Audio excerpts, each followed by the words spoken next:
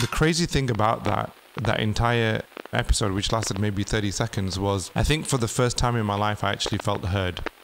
I really felt like Allah's actually heard what I've just said, and that message has been delivered.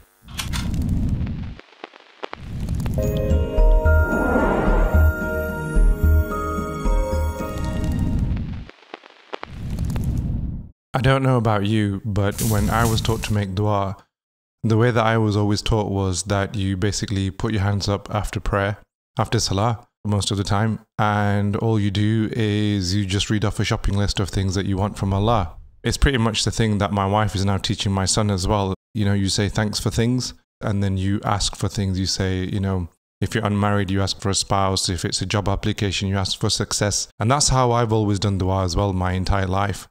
Until things got to a point for me a few years ago where I started to think to myself that, yes, I'm making dua, and a lot of the times when you make dua, it does get answered as well. A lot of the things that you made dua for a few years prior, you know, it gets answered afterwards. But I started feeling like I'm making the dua, but I don't know if I'm being heard. I don't mean that in an ungrateful sense. I don't mean that in an ignorant or an insolent way.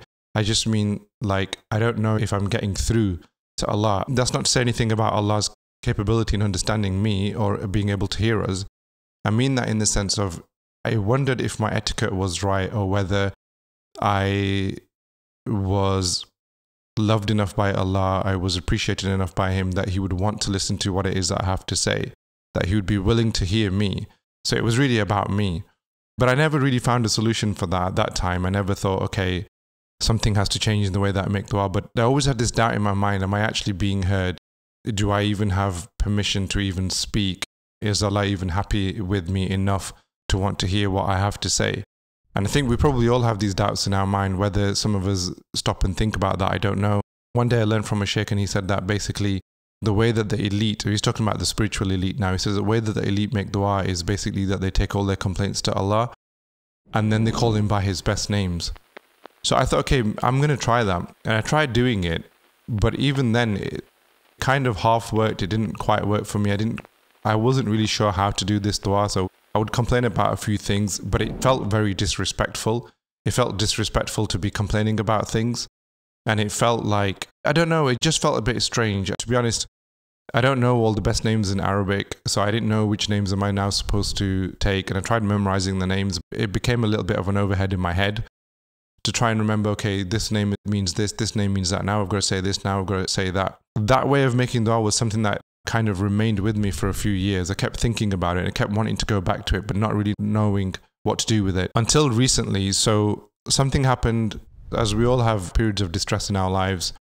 I had a period of distress a few weeks ago, and all of a sudden I found myself actually genuinely complaining to Allah, but complaining it in a way that's not being disrespectful. It's when you complain like to a parent, when you say, oh mum, you didn't pick me up in time and now I'm wet in the rain, you know, for something like that. It's like a respectful complaint. It's just an airing of a grievance. And I found myself airing this grievance to Allah. And even though I don't know all of the 99 names, I found myself saying to Him that, you know, even just in English, saying, well, you have the generosity, you have the power to fix this. And saying that in a way like, you are everything, that I can't turn to creation and ask them to fix this for me. I can't turn to somebody, another human being, and ask them to fix this for me, because only you can do this. And I wasn't saying it in a way where you're saying something to Allah, He already knows. I'm saying that I now recognize that in you, that only you can solve this problem for me, that only you can relieve me from this stress, that only you have put me in this distress. This has only happened by your permission, and only you can relieve me from it, and I'm seeking that relief from you.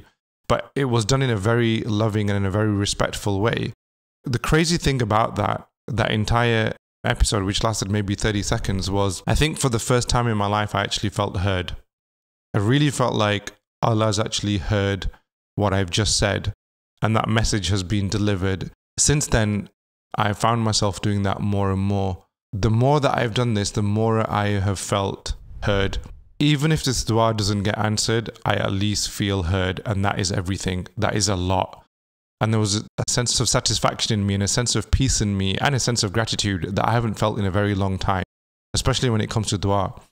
And you know, the experience is a little bit like Sometimes you can just speak to a friend or a confidant and you say something to them, something that you're going through, you share a grievance with them, you might just vent to them.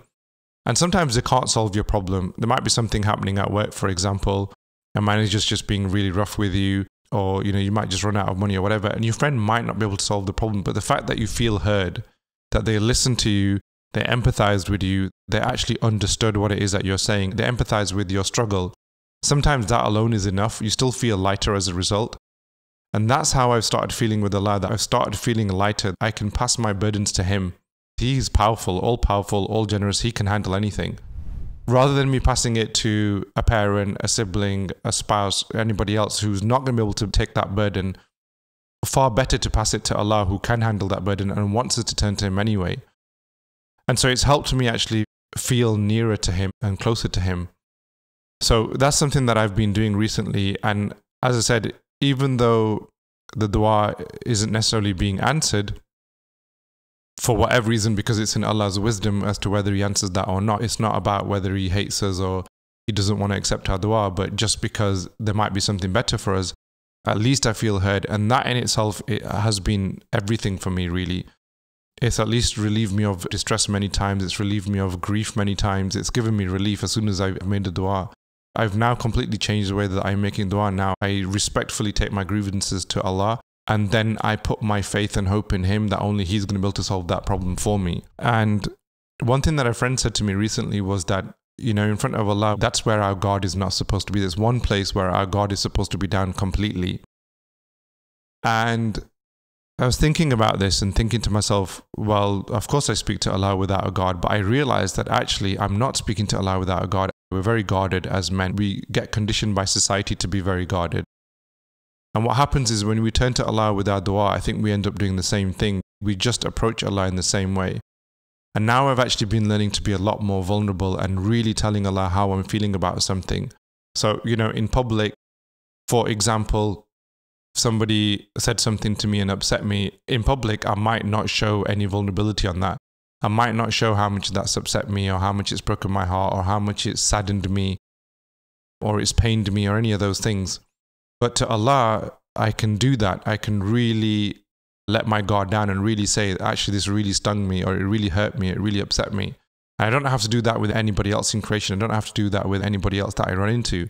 But doing that with Allah, I found that to be very powerful.